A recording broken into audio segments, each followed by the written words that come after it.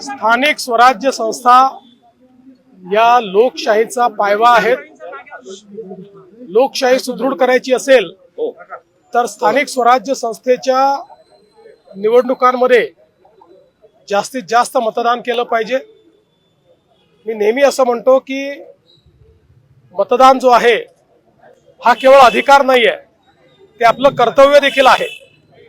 आणि मतदान न करणं याचा अर्थ लोकशाहीमध्ये कुठेतरी आपल्या कर्तव्याचं पालन न करण्यासारखं आहे.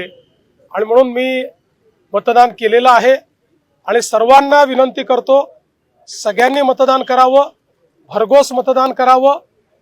चांगलं मतदान झालं तर चांगले लोक निवडून येतात, त्यांनीच विकास होतो.